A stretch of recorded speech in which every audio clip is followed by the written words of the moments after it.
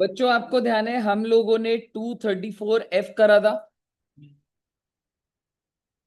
234F कहता था कि जी पेनल्टी लगेगी कितने रुपए की, 5,000 की। लेकिन पेनल्टी 1,000 हो जाएगी if total income is up to 5 lakh. मैंने आपको लास्ट क्लास में 2,000 लिखवा दिया था बच्चों, तो आप प्लीज इसको चेंज कर लीजिए। 2,000 नहीं है, ये 1,000 है बच्चे। नहीं, अब तो 5 लाख और बिलो होगा तो 1,000, उससे ऊपर है तो 5,000। ठीक है, मुझे बताइए, क्लियर है बच्चे? ओके। अब एक बार मैं आपको एक छोटा सा समराइज कर देता हूं, फिर आगे के सेक्शन करने हैं हमने 3-4 आज। आपको याद है हम लोगों ने 139(1) करा था, जिसमें किसको रिटर्न भरनी है किसको नहीं भरनी है, हमने बहुत डिटेल देखा था। फिर आपको ध्यान है हमने ड्यू डेट्स देखी थी।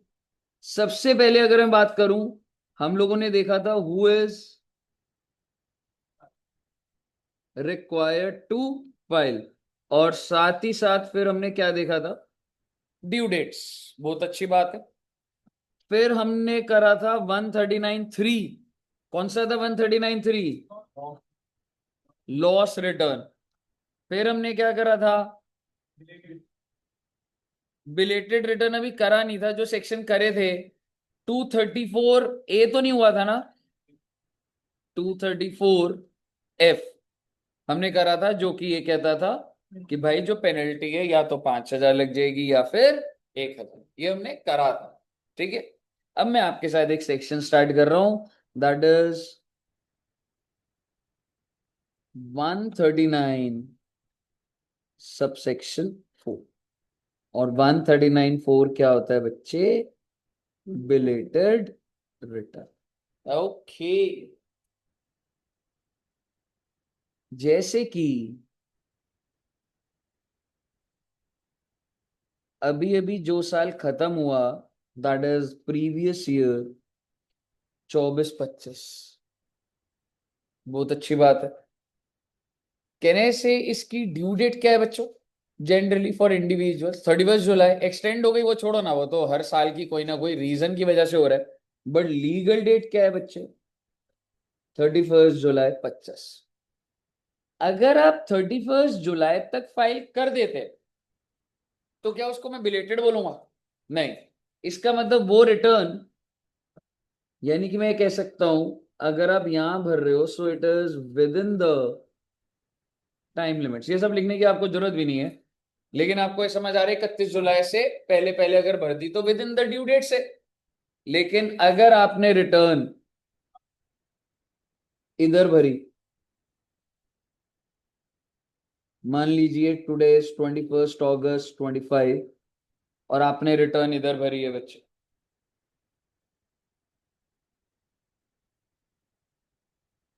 तो क्या मैं इसको ये बोलूं it is within the due dates? It is a return that is filed within the due dates, not at all.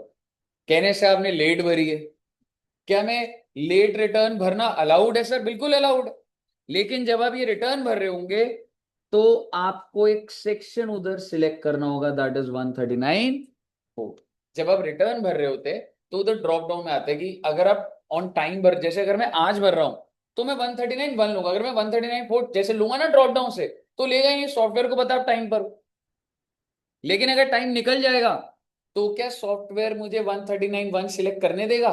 नहीं करने देगा, क्योंकि टाइम निकल चुका है। तो वो कौन सी ऑप्शन आ रहा होगा मेरे पास? 139(4). अब सवाल ये है, 139(4) is called belated. A return that is filed late is called belated return. It is filed under section 139(4). अब मुद्दे की बात ये है, कितना लेट हो सकते हो आप जिंदगी में, वो आप देख लेंगे एक बार। अच्छी बात है, आप बता दे तो फ्लो थोड़ा हिल जाता है। बिकॉज आई एम एज्यूमिंग किसी को नहीं पता, तो थोड़ा दिमाग लगे, आप आंसर दे दिया आप। ठीक है, ठीक है। अब आप मुझे बताइए, क्या मैं जैसे सपोज करो 20-21 साल है, ईयर कौन सा? 20-21, प्रीवियस ईयर 20-21, आज भर सकता हूँ उसके रिटर्न? लाइक इफ ऐसे हाथ भर दे, क्या इतना टाइम दे रही है सरकार? नहीं दे रही। सरकार ने बोला है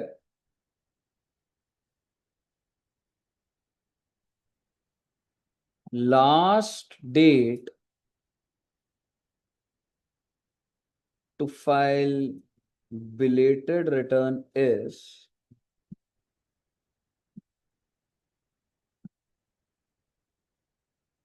3 months prior to end of relevant assessment year. Okay. What is the assessment year in this case? 25-26, 25-26। तो आपका जो असेसमेंट ईयर चल रहा है बच्चे 25-26 है। एंड एक टाइम था बच्चों जब इस असेसमेंट ईयर के आगे 2 साल और होते थे, आप भर सकते थे। पहले प्रोविजन होता था 2 years from the end of relevant assessment. यानी सोचो सरकार कितना टाइम देती थी आपको कि लेट हो कोई बात नहीं, भी और टाइम भी। अब सरकार ने बोला है भाई जो रेलिवेंट असेसमेंट ईयर है ना उतने तक भी नहीं रुकेंगे। किस डेट पे रुक जाएंगे? 31 दिसंबर पे रुक जाएंगे। That is 3 months prior to the end of relevant assessment.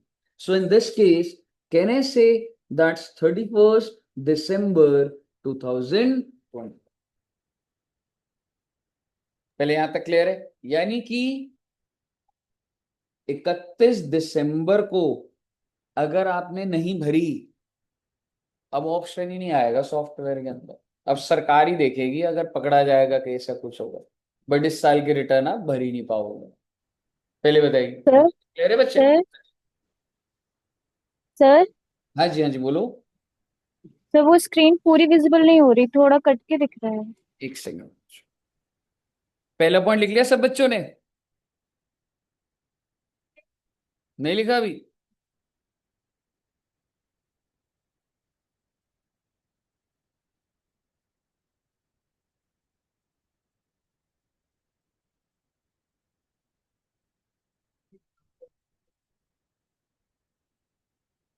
हाँ जी, भी आएगा।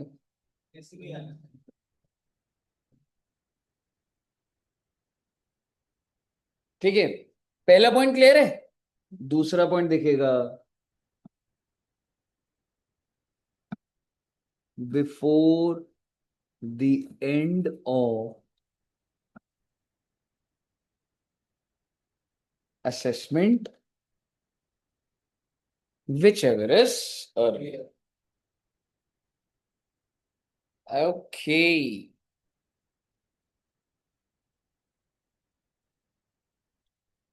और यहां पर असेसमेंट है बच्चे अंडर सेक्शन 144। हालांकि ये बहुत डिटेल में बात नहीं है अगर मैं बोलूं मॉड्यूल में, लेकिन आप एक सिंपल, चलो एक बार लिख लो पहले इसको।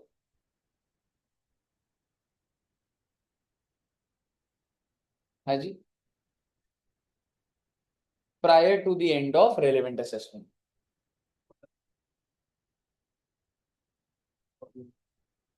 सेल्फ असेसमेंट,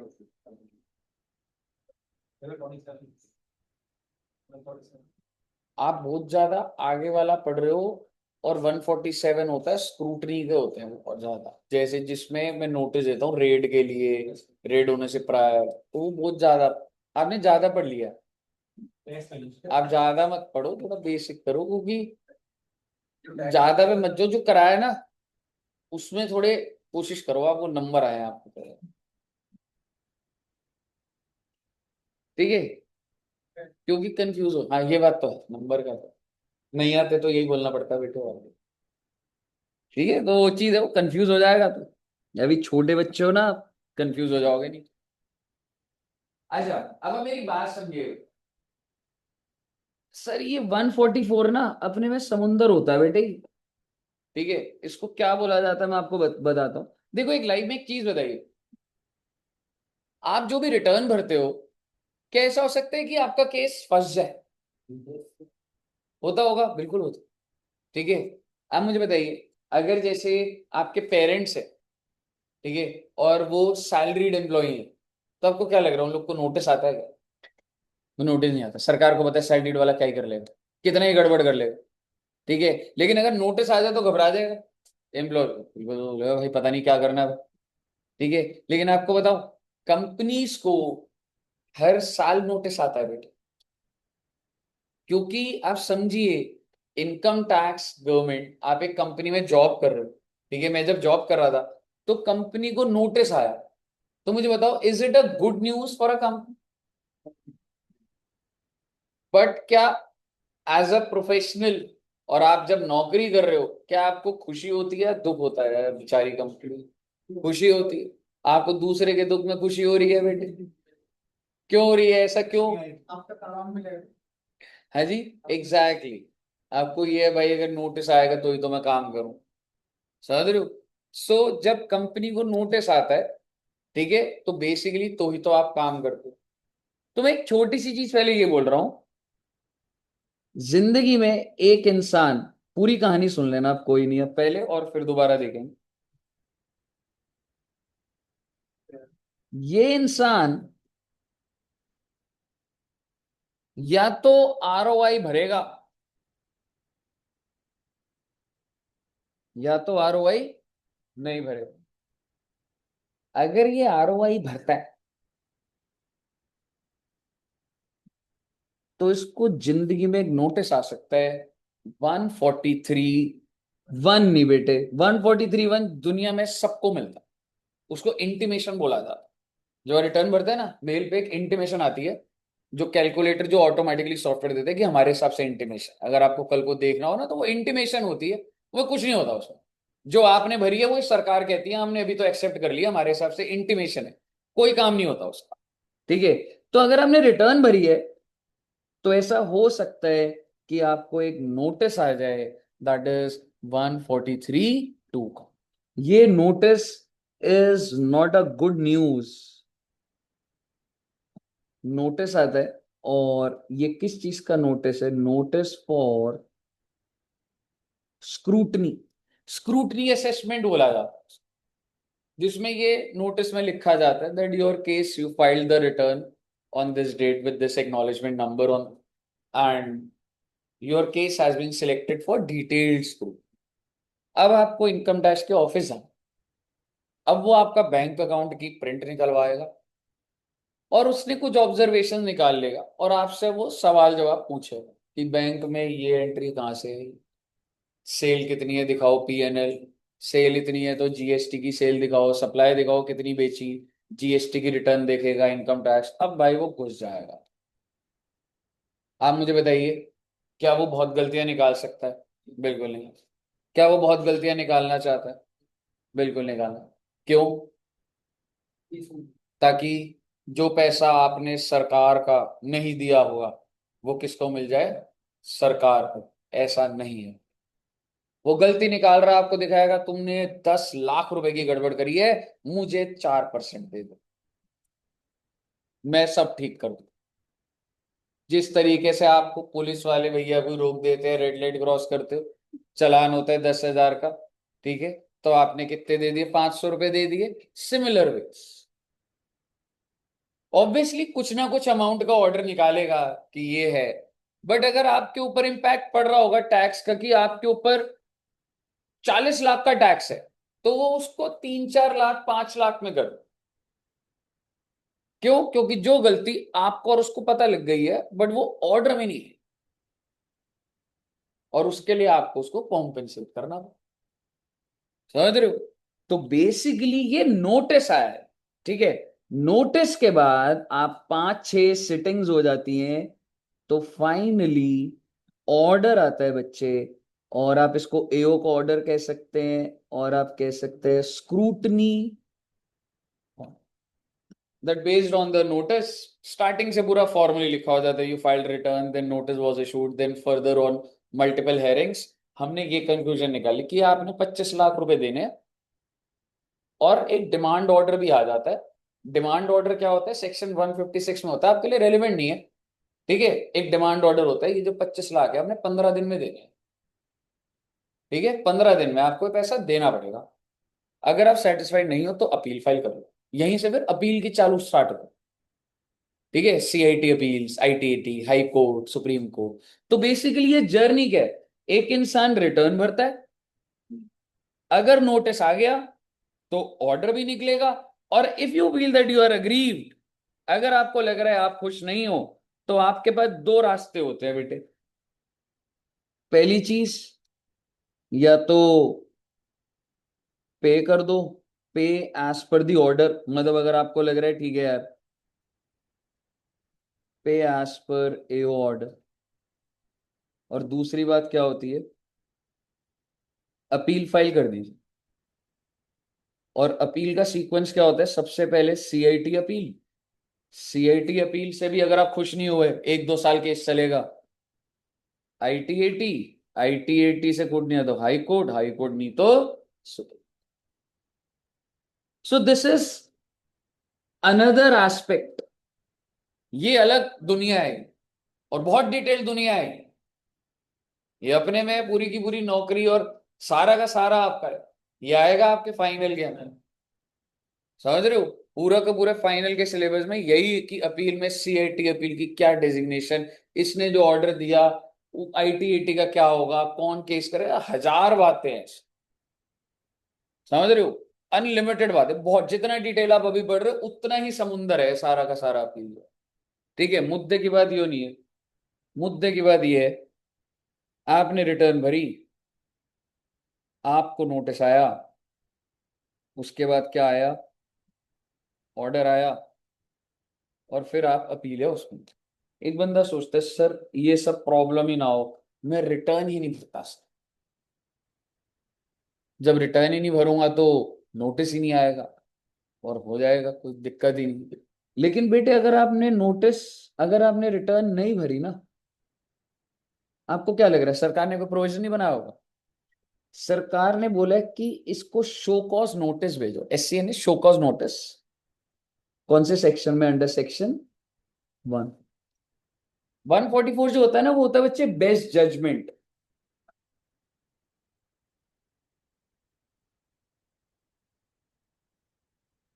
थोड़ा सा डिटेल्ड आएगा बट देखते जाइए।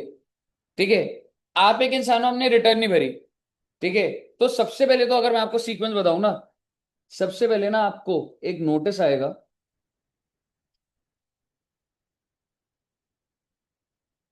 Under section 142(1), that it seems you have not filed the return of income, please file the return of income। आप रिटर्न नहीं भरी, आपको सीधा बेस्ट जजमेंट का नोटिस नहीं आता, पहले एक नोटिस आता है 142(1) का, और उसमें वो एक रिमाइंडर देता है कि हम आपको 15 दिन दे रहे हैं, आप रिटर्न भर दीजिए प्लीज।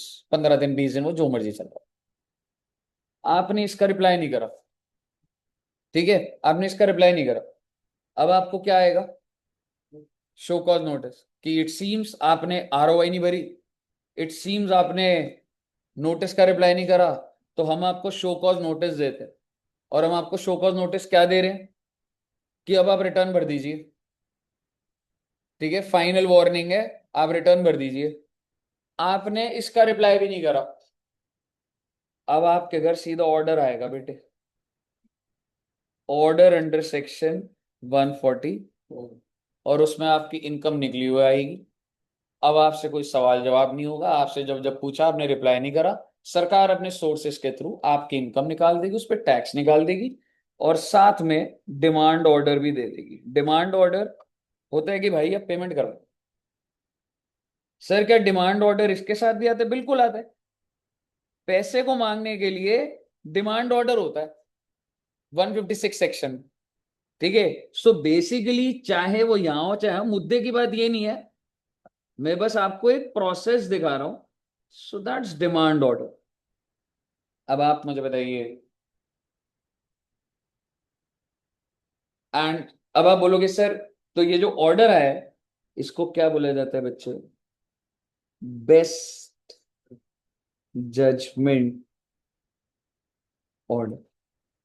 सरकार अपने हिसाब से on the basis of information that they could have gathered आपकी इनकम निकाल देंगे, उस पर टैक्स निकाल देंगे, डिमांड ऑर्डर दे दो आपको। अब आप जागे हो, अब परेशानी है, अब उसके पास मत जाओ बाबा, वो ऑर्डर निकाल देना, साइन कर दे, वो आपसे बात भी नहीं करेगा, उसके ऑफिस से फाइल निकल गई।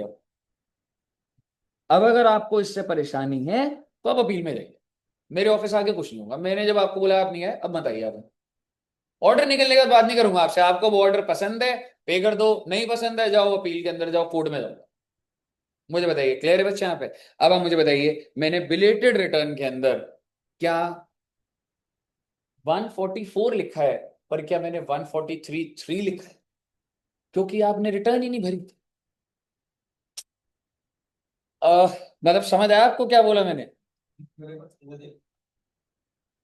आप अगर रिटर्न भरोगे ही नहीं तो मैं तो ये प्रोसेस ही नहीं चला पाऊंगा ना। आप एक ऐसे इंसान हो जो रिटर्न नहीं भर रहे, टाइम निकलता जा रहा है, निकलता जा रहा है, नोटिस आ रहा है, रिटर्न नहीं भर रहे। रिटर्न भर दी होती तो बात ही खत्म हो जाती। आपने नहीं भरी रिटर्न, ठीक है? तो अब इस डेट के बाद ना तो आप भर पाओगे। अब आगे सुनना एक बार, आखिरी बात बस, ठीक है? थोड़ा सा, ठीक है, एक बार समझिएगा। ये टाइम पीरियड था और मैं आपको कह रहा हूं सरकार बहुत तेज निकली बेटे। सरकार ने 10 अक्टूबर 25 को 144 का ऑर्डर निकाल दिया। भाई साहब ज्यादा वेट नहीं करेंगे, ये डेट निकली थी, 142 1 आया, आपने रिप्लाई नहीं करा, भाई साहब सीधा ऑर्डर आ गया आपके पास। हो सकता है नहीं हो सकता? आपके मन में चलो सर भर दी रिटर्न तो उसकी बात कर लूंगा मैं, लेकिन अगर आप नहीं करोगे तो सरकार क्या ऐसा कर सकती है ऑर्डर निकाल दे? बिल्कुल निकाल दे। अब आप मुझे बताइए what is the last date? एक तो आपकी 31 दिसंबर, और दूसरी बिफोर द एंड ऑफ। सरकार ने यानी कि उस एओ ने साइन कब कर दिए? अब मत आइए आप नवंबर में जाग रहे हो तो अब आप मत आइए इधर। मैं ऑर्डर पे साइन कर दिया, अब नहीं मैं टाइम दूंगा आपको। सो बेसिकली या तो 3 मंथ्स, या अगर इससे पहले ऑर्डर ही साइन हो गया, विच एवर इज अर्ली। आपके मन में आ रहा है सर यहां रिटर्न फाइल कर दी तो कर दे भाई, कोई दिक्कत नहीं, ऑर्डर से पहले हो जानी चाहिए। ऑर्डर साइन होने के बाद क्या यहां रिटर्न पॉसिबल है? नहीं। ठीक है बच्चे, सो ईदर 31 दिसंबर और before the date of order आप भर सकते हैं, उसके बाद भरने का कोई मतलब ही नहीं। सर अगर इस बंदे का कुछ भी नहीं आया, मतलब ये सब तो बहुत कॉम्प्लिकेटेड है। अगर ये है, अब बताइए what will be the due date, last date? 31 दिसंबर, 3 मंथ्स, और दूसरा ऑर्डर, ऑर्डर का कुछ है ही नहीं ऐसी कहानी। बताइए क्लियर है बच्चे? अब एक बार आप बिलेटेड रिटर्न आपका क्लियर है, लिख लिया बच्चों ने ये? लिख लो बच्चे एक बार। हाँ, बना लिया ये? जल्दी बना लो बेटे जल्दी।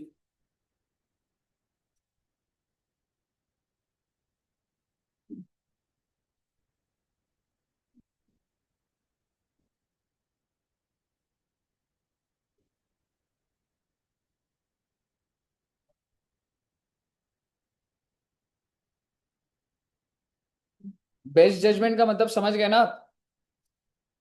If you don't give information, भाई सरकार अपने हिसाब से निकाल लेगी भाई।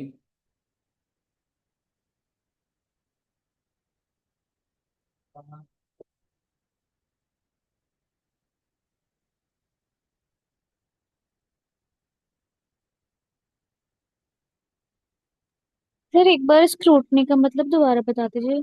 होता है डिटेल्ड चेकिंग, ओके ओके। जांच पड़ताल। आपको मैंने काफी लंबी कहानी बताई है, ऐसी पूछ रहा हूं, अगर मैं रिटर्न भर दूं तो क्या 144 हो सकता है? नहीं हो सकता। Yes, हो सकता है। आपको इनकम टैक्स वाला बुला रहा है, आपने रिटर्न भर दी, अब आपको नोटिस कौन सा आएगा? अगर फंसे तो 143(2), वो आपको बुला रहा है आओ कुछ समझाओ, आप कहानियां बनाए जा रहे हो, कुछ भी याद नहीं है, ये नहीं है, वो नहीं है। जैसे मेरे साथ हुआ था बेटे, मेरे कंपनी को नोटिस आया था 143(2) का, लेकिन मेरे को मतलब ऐसा हो गया था कि हालात बन गए थे 144 हो जाएगा। समझ रहे हो क्यों हुआ था? आपको बताता हूँ। मतलब मेरी फर्स्ट जॉब ही थी, ठीक है? तो मैं, वो कंपनी 200 करोड़ का टर्नओवर था।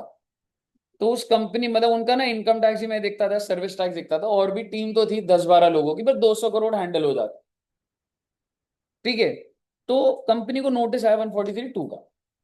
कंपनी तो नोटिस के अंदर ना लिखा था कि आप ना चालान लेकर आओ। चालान समझते हो आप? चालान होते हैं पेमेंट के प्रूफ।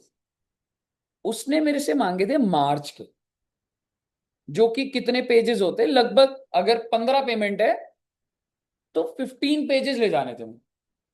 ठीक है, पर मैंने क्या करा बच्चे, अप्रैल टू मार्च की पेमेंट के चालान निकाल लिए। तो टोटल पेजेस कितने बन गए, 180। और मैंने अपने बॉस को भी दिखाया। मैंने कहा सर मेरे को जाना है, तो ये ठीक है ना, कह रहा हाँ हाँ जाओ जाओ सब ठीक। ठीक है, हाँ मतलब तो मेरे को था कि मैं फर्स्ट टाइम ही डील कर रहा हूँ। ठीक है, हाँ हाँ मतलब कह सकता है। ठीक है, सो बेसिकली मार्च के महीने का ले जाना था वो ना। जब आप 140 नोटिस आता है ना, तो ये कहते हैं कि फर्स्ट हेयरिंग में ये लेकर आना, स्टैंडर्ड फॉर्मेट्स हैं। तो मुझे मार्च के महीने के लिए जाने थे, और मैंने पूरा प्रिंट कराया। मुझे भी अच्छा लग रहा था, कितना सारा डेटा ले जा रहा हूँ, लगेगा भाई कोई तो एनालिसिस कर गया। कोई एनालिसिस ना, प्रिंट करा था ले गया। ठीक है, बॉस को दिखाया तो उसने भी ऐसे देखा ही नहीं, उसे कहा खुद ही हैंडल करता रहेगा। ठीक है, बहुत अच्छी बात है। जब मैं गया तो मेरे को प्राउड फीलिंग थी कि भाई मैं इनकम टैक्स ऑफिसर के आगे बैठा हूँ, एडिशनल कमिश्नर करके होता है, वो बताऊंगा आपको डेजिग्नेशन। तो उन्होंने बोला ये डेटा आप क्रिएट कर कर आए। मैंने कहा यस। मुझे लगा तारीफ करेगा कोई, मतलब अच्छा कोई वो है। तो कहता आप सीए ही हो ना।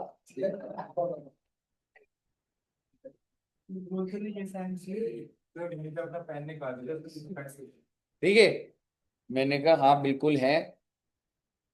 ठीक है, तो कह रहा लग नहीं रहा। मुझे उस टाइम भाई ऐसे गुस्सा आया एकदम। ठीक है, मैंने कहा लग नहीं रहा मतलब, आप तो सिर्फ इधर टैक्स देखते हो, मैं सर्विस टैक्स देखता हूँ, अकाउंटिंग देखता हूँ, इनकम टैक्स देखता हूँ, और कोई गलती है तो आप बता दो। आप तो 50 साल के हो, 56 के लग रहे हो, मैं तो अभी 24 25 का हूँ। मुझे कहा एक बार और बोला ना ज्यादा तो 144 कर दूंगा सर। तो मैंने फिर सिर्फ सॉरी ही बोला उसके बाद में। 144 का मतलब ये होता है, अगर आपको नोटिस गया हुआ है और अगर आप सही डेटा नहीं दे रहे, आप परेशान कर रहे हो इनकम टैक्स वाले हो, एज्यूमिंग। ठीक है, आप बोल रहे हो हाँ कल आऊंगा, आ नहीं रहे, फिर बोल रहे हो सर ये डेटा नहीं है, ये डेटा नहीं है। He has the power to do 144 कि भाई ये एसएससी कोऑपरेट नहीं कर रहा है। ठीक है, और ये मुझे डेटा नहीं दे रहा है, मैं कैसे इसका पूरा क्लोजर करूंगा, मैं अपने हिसाब से कर रहा हूं। दैट्स कॉल्ड बेस्ड जज। सो बेसिकली जब ये नोटिस आया, होने को 143 3 भी हो सकती है नॉर्मल के अंदर, पर यहां से बात निकल कर कहा जा सकती है 1। और रियलिटी ये थी बच्चे कि मैंने फिर उनको बोला कि सर थोड़ा ज्यादा बोल दिया मैंने, कोई बात नहीं। ठीक है, क्योंकि अगर मैं ऑफिस जाता और बोलता कि सर नोटिस एक और लेकर आ गया हूं मैं, ठीक है, उन्होंने भेजा था कि केस को क्लोज करना।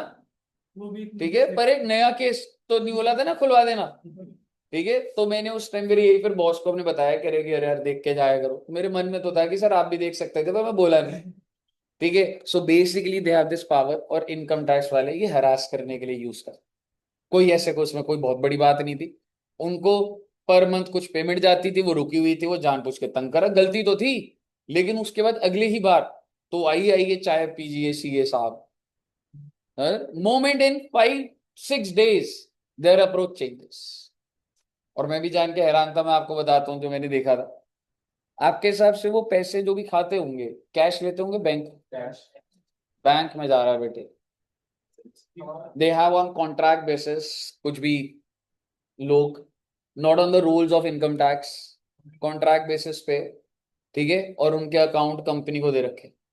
अपने आप सैलरी, मेरी कंपनी में 5,000 एम्प्लॉई हैं, 500 हैं, एक एम्प्लॉय जो ना यहाँ आता है ना वो इनकम टैक्स का बंदा, उसके अकाउंट में सैलरी जा रही है। वो बच्चा जो है, जो भी लड़का है, वो आगे दे देता है वो। इस लेवल पे चल रहा है। एग्जैक्ट, कौन देखने आ रहा है? मैं बोलूँ अगर यहाँ पे आपको बोलूँ 40 एम्प्लॉई हैं, ठीक है, दो और जोड़ के ऐसी सैलरी जा रही है उसको हर महीने 10 10 हजार रुपए, एक बीस ट्रांसफर हो गया पता भी नहीं लगेगा किसी को। हाँ सर, तो ये इस लेवल पे है ऐसा। बट क्या मैं कह सकता हूँ, क्या ये हटा अभी तक? क्या हट चुका होगा आपके हिसाब से? नहीं हटा। ठीक है, 15 साल हो गए बेटे बीजेपी गवर्नमेंट को। बोलने की बात है सब, एग्जैक्टली exactly. ठीक है, एक्चुअल बेसिस पे कोई काम नहीं कर रहा, जो सिस्टम चल रहा है सारे सिस्टम वही है। आज भी एमसीडी वाले आते हैं, आज भी जल बोर्ड वाले आते हैं, आज भी पुलिस वाले आते हैं, आज भी इनकम टैक्स के अंदर वही है। तो वो वाली चीज है, सब बोलने वाली बात, सिस्टम कहीं चेंज नहीं हो रहा। थोड़ा बहुत हो रहा होगा गुड, लेकिन रेडिकल चेंज तो नहीं है। ये बात है मैं आपको इसलिए बताता हूँ क्योंकि जो सीनियर सिटीजन होते हैं ना, 65-70 ईयर वाले, वो ऐसे दिखाते हैं कि नहीं ये ऐसे नहीं हो रहा, वो नहीं हो रहा। आपको ये सारी बातें पता होनी चाहिए, समझ रहे हो? कि चल रहा है नहीं चल रहा है, इसलिए अपडेट कर। बाकी ये सब बातें एग्जाम्पल के लिए थी बच्चों, ठीक है। हाँ, नहीं, नोएडा में भी जॉब करता था मैं, एक एलिक्सिर वेब सॉल्यूशन।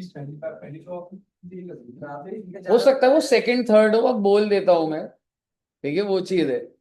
पॉइंट ये था कि आपको ये समझ आना चाहिए, मेरी भी बायोपिक बनानी है आपने। गुड, लिख लिया बच्चों ने? जल्दी लिखो बेटे। 143.3 कहाँ पे?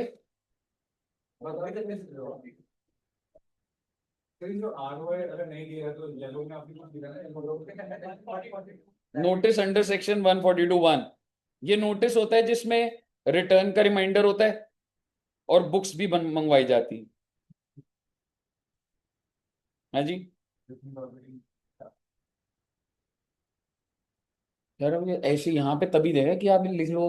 अब मैं कैसे देखूं, कुछ लिखा है तो दिख जाएगा तेरे को। कहाँ पे? लिख लिया सब बच्चों ने? ओके।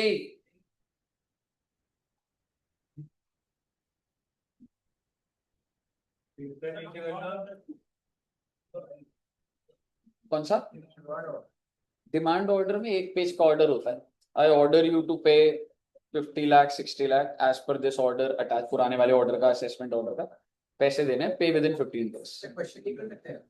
अब तू क्वेश्चन अपील में जा, स्टे मिल जाता है, पेमेंट मत कर। नहीं, अगर तूने नहीं करी तो फिर वो आगे रिकवरी डिपार्टमेंट पे चला जाएगा, फिर तेरे घर पर आएंगे वो, 6-7 महीने के अंदर अंदर आ ही जाएंगे वो, प्रोसेस सरकारी फाइल में करेंगे। बहुत ही रेयरेस्ट होता है। 144 बड़े एसएससीज के ऊपर होते हैं कि वो नहीं दे रहे, तो आम इंसान के ऊपर बने, कंपनीज पे हो सकता है। हाँ, 142 भेजते हैं कि आपकी रिटर्न ही फाइल हुई थी, आप सबमिट कर दीजिए, आप उसका भी रिप्लाई नहीं कर रहे। ठीक है, फिर शो कॉज नोटिस आता है, फिर भी भर दोगे तो वो छोड़ देगा एक बार के लिए। लेकिन अगर आप शो कॉज नोटिस का भी नहीं कर रहे तो फिर ऑर्डर ही आता है।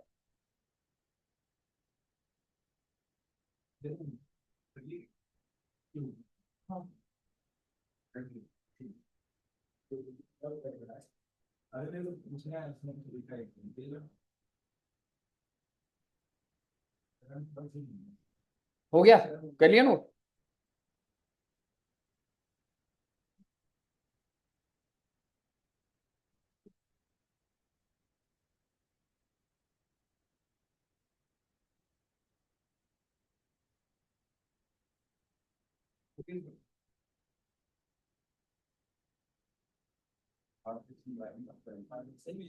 नहीं, नहीं हो पाएंगे, थोड़ा लंबा डिस्कशन होगा।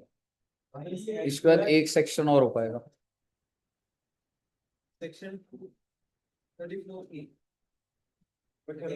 देखो क्या हो गया भाई? क्या पूछना है इसमें?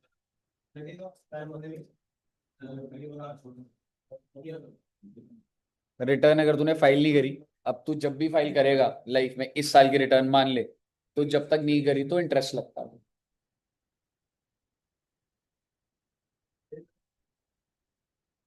इफ ROI is filed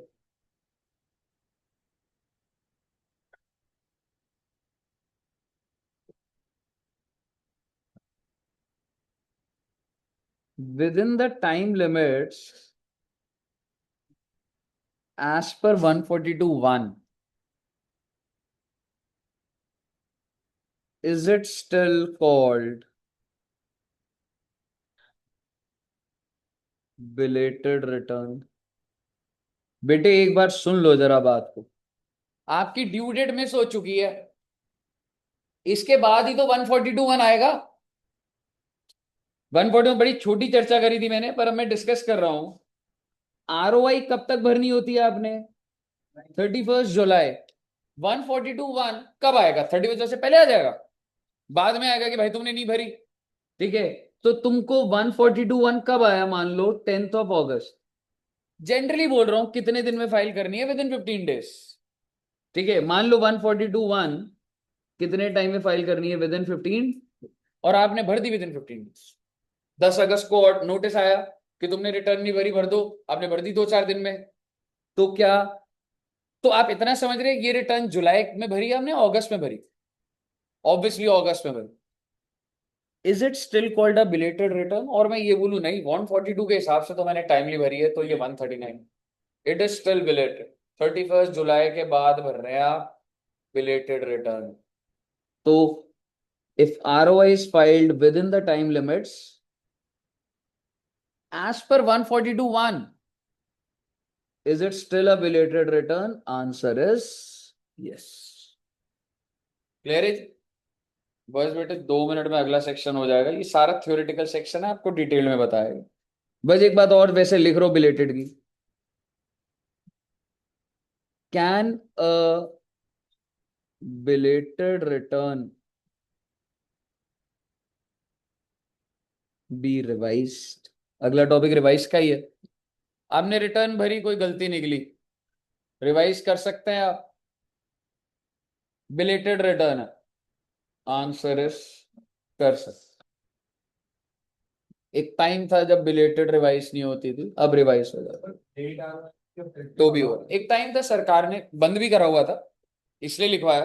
अगर आपको कहीं पैसा दिख जाए पुराने PYQ और उसमें 8-10 साल पहले वाले में, पहले नहीं होता था पर अभी हो जाता है। कितनी बार रिवाइज कर सकते हो सर? रिवाइज करी फिर रिवाइज कर ले, बिल्कुल कर सकते, n number of time.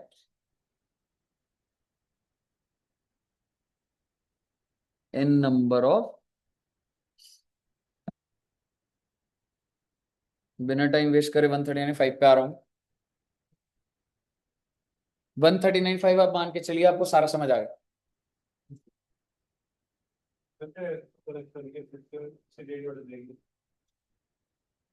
Date कैसे बढ़ जाएगी? डेट वही है भाई।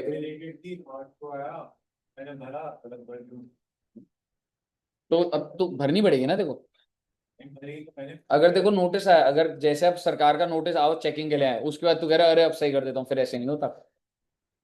अरे तेरे को नोटिस आ गया, तूने पहले इनकम दिखाई 10 रुपए, तेरे को नोटिस आया तूने दिखा दी 10 करोड़ में से गलती हो, ऐसे थोड़ा ना होता है। नोटिस के बाद नहीं लूंगा तेरी रिटर्न बिलेट। अरे अच्छा, रिवाइज रिटर्न बहुत ही छोटा सा टॉपिक है, एकदम बिलेटेड जैसा, पर अब आपका बहुत सारा डेटा आ चुका। रिवाइज रिटर्न क्या होता है बच्चे? कि आपकी जो ओरिजिनल रिटर्न है उसमें अगर कोई गलती है तो आप उसको अपडेट कर सकते, रिवाइज कर सकते। ठीक है।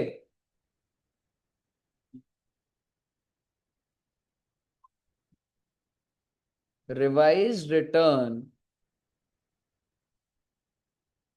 Can be revised up to. पहला पॉइंट वही है जी। क्या था पहला पॉइंट, बताओगे?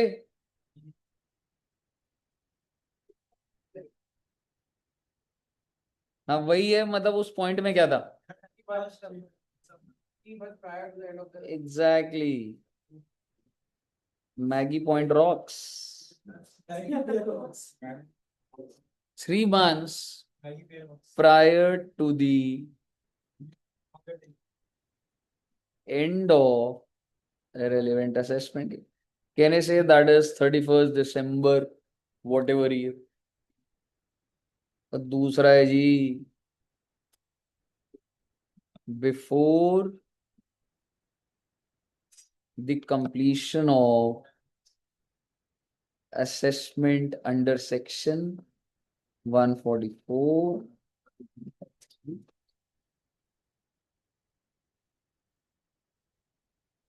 143,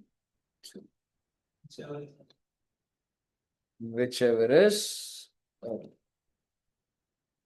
143 judgment order था।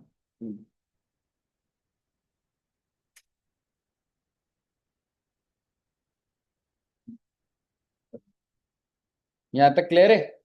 वैसे तो लिखने का तो यही है, पर एक तरीका बस मुझे बताना दो, एकदम आपको क्लिक नहीं करा।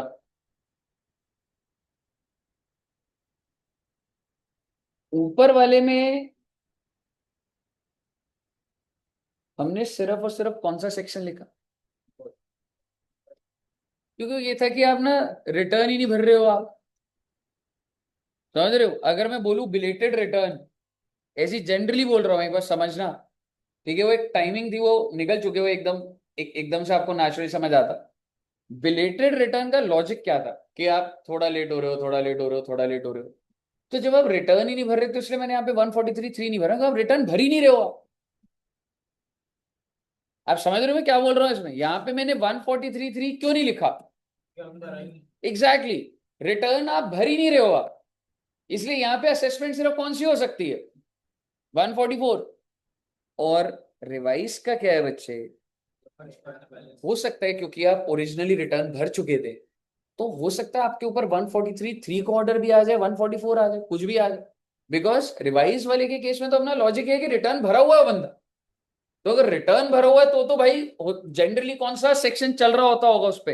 143.3 का ऑर्डर हो सकता है। इतना गहरा जाने की जरूरत नहीं है। ठीक है, लेकिन आप बस इतना ध्यान रखना कि जब लैंग्वेज लिखोगे तो इससे पता लग जाता है। क्लियर है? मुद्दे की बात ये हो। बस खत्म हो गया बच्चे।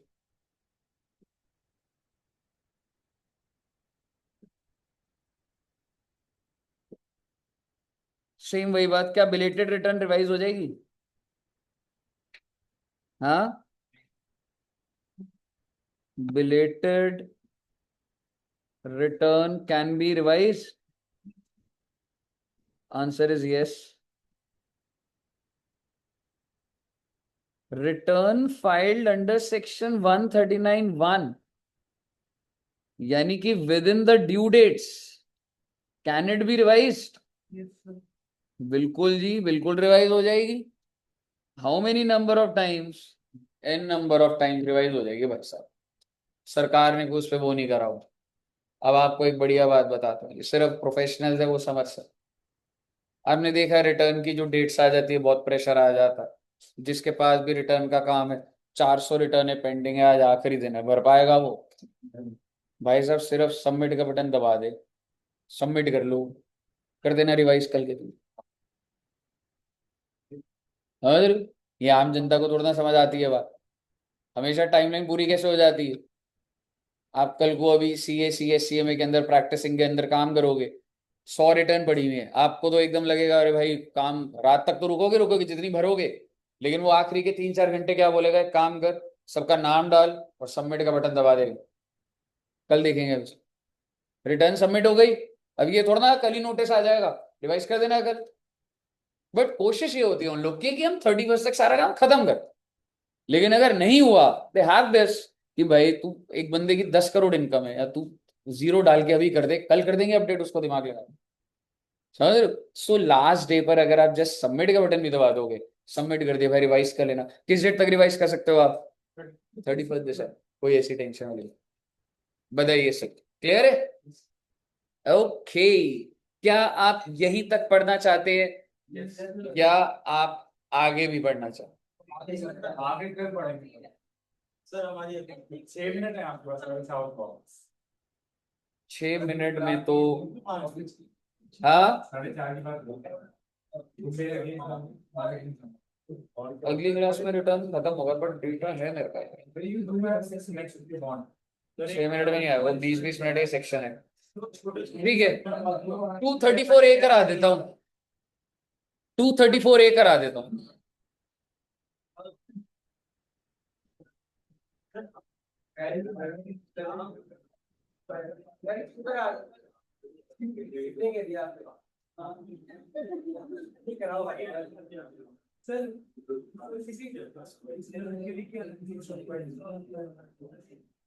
Interest on delay in filing of, oh my god sir, return late हो रही थी तो लगा तो दी पेनल्टी, बेटे पेनल्टी तो लगाई है, इंटरेस्ट भी लगेगा। क्या आप बता सकते हैं किस रेट पर लगेगा? Very good, 1% per month. और पार्ट ऑफ मंथ। क्या आप मुझे टाइम पीरियड बता सकते हैं? कहने से ड्यू डेट से अगले दिन से लगना चालू हो जाएगा। 31 जुलाई लास्ट डेट है, नहीं भरी तो टाइम पीरियड स्टार्ट कहां से होगा? 1 अगस्त से। ठीक है। सो जनरली अगर मैं बोलूं next date to due date, क्योंकि बेटे किसी केस में 1 अगस्त होता है, किसी में 31 अक्टूबर, तो 1 नवंबर होगा, अलग अलग होगा ना। Till date of filing of R. भाई जब तक रिटर्न नहीं भरोगे तब तक ये टाइम पीरियड चलता रहेगा। और मेरा आपसे सवाल, सर रेट समझ आ गया। मान लो एक इंसान ने 3 महीना लेट करा, तो 1% for how many months? 3 months. But on what amount? Amount भी तो चाहिए मुझे। क्या लग रहा है, क्या अमाउंट?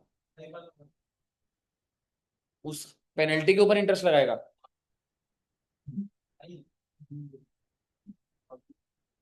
कितना बनेगा उसमें? जो भी अमाउंट आउटस्टैंडिंग है, अमाउंट ऑफ टैक्स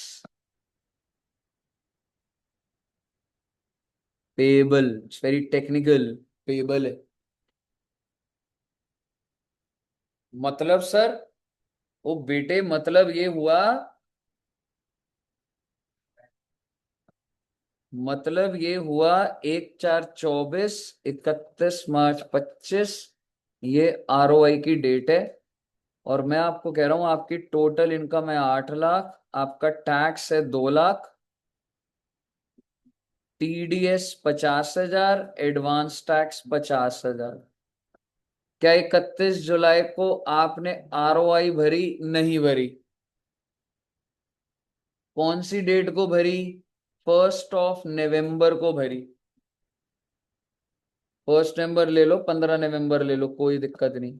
15 नवंबर। क्या आप मुझे मंथ्स ऑफ डिले बता सकते हैं?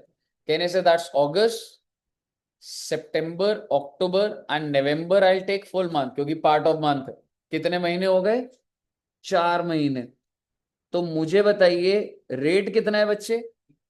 अब आप मुझे बताइए अमाउंट कितना लूं?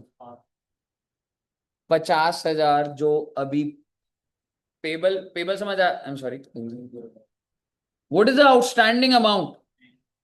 1 लाख। टैक्स बनता कितना था जब तुम रिटर्न भर रहे हो?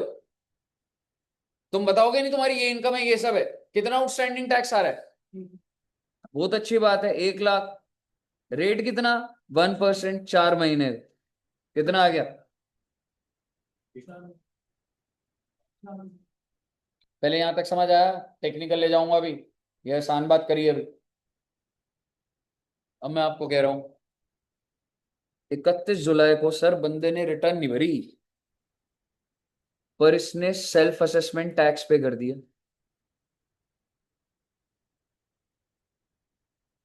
पेड टैक्स कितना रुपए जमा करना था? 1 लाख मैं जमा कर दी, रिटर्न नहीं भरी मैंने।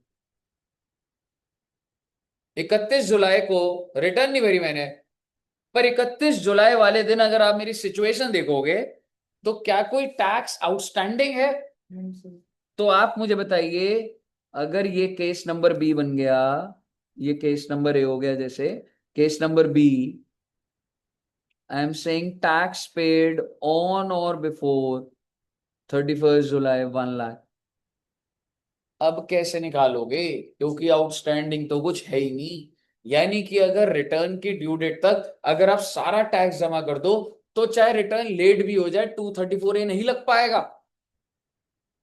क्योंकि 234A जो अमाउंट लेता है वो आउटस्टैंडिंग अमाउंट लेता है।